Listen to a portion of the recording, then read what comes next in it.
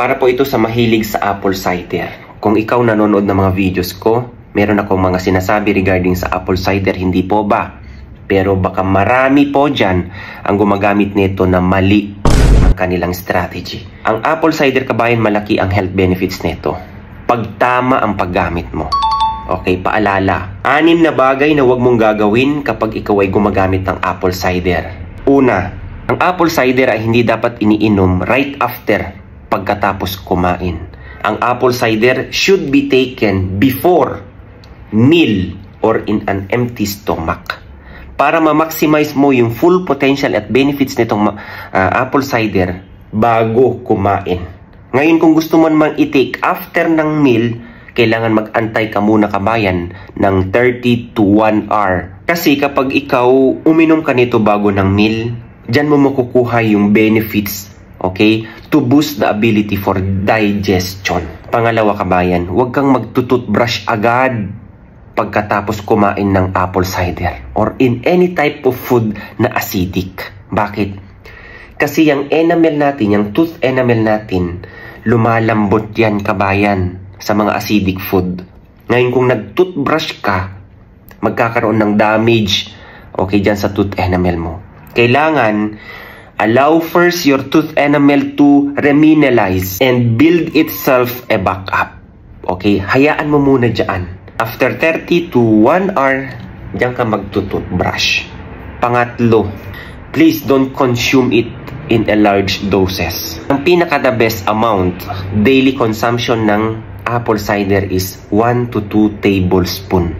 Yan lang po ang pinaka-maximum na paggamit ng apple cider. Kasi pag nasobrahan ka sa ganito, marami ang pwede niyang implications, kabayan. Marami niyang pwedeng side effects.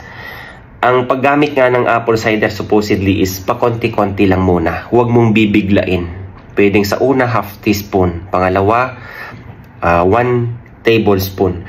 Tapos, yung sumunod na until ng 2 kutsara ng 2 kutsara na.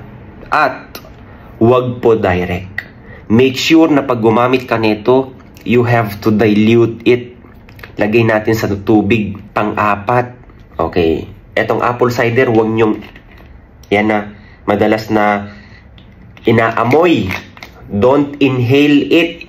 Dahil meron siyang acetic acid, kabayan, na pwedeng makadamage dyan sa lung tissue. Okay? As stated in the studies, especially for those individuals who have asthma. Ang sabi dito. And other respiratory issues. Kasi pwedeng maka-irritate yan, kabayan. Dyan sa throats, ganyan. Dyan sa, linings niyan. Okay? Kapag ini-inhale to. Sir, bakit naman yung iba? Nagpapakulo ng tubig, nilalagyan ng vinegar. Kabayan, malaki din ang epekto niyan. Maganda yung ganun, pero yung direct, hindi po pwede. Yung tinatawag natin sa amin, banyas. Okay? Yung nagtatalog, yung ka ng kumot, tapos may kumukulo na tubig, di ba?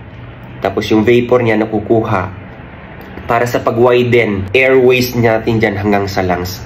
Wala pong problema yun, maganda yung, kabayan. Pero yung ganito na direct na inaamoy, no, may tao na ganyan yan na gustong-gusto yung amoy nito, huwag nyo pong gagawin yan, ha? Panglima, huwag kang iinom, kabayan. Okay? Bago ka matulog sa gabi, merong gumagawa niyan. Mabilis nga ito makapagpapayat, kabayan. Pero kung ganun yung ginagawa mo, huwag. Okay? For example, bago ka matulog, uminom ka muna ng tubig na may kasamang apple cider, wag. 1 hour bago ka matulog, pwede pa yan. Na uminom ka nito. Diluted with water ulit po, ha?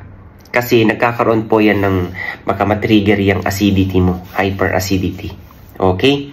At pang-6, kabayan, kapag ito ginagamit mo sa mga sugat, kasi maganda din itong pang-cleansing. Ginagamit kasi ito pang toner din, kabayan. For the infection of kagaya ng to remove blemishes. Okay, ginagamit. Huwag nyong kalimutan na i-dilute. 1:1, isang kutsara, 1 part of water, 1 part of apple cider vinegar. Okay? So, yun lang, kabayan. Kasi baka maraming gumagawa dyan na mali pala. Kaya mas nagkakaroon ng adverse effect. Okay? Yan yung 6 na bagay niya huwag nang gagawin dito sa apple cider, ha? mas makukuha natin o mas ma-maximize natin ang benefits nitong apple cider pag tama ang paggamit. Okay? God bless everyone. Bye-bye.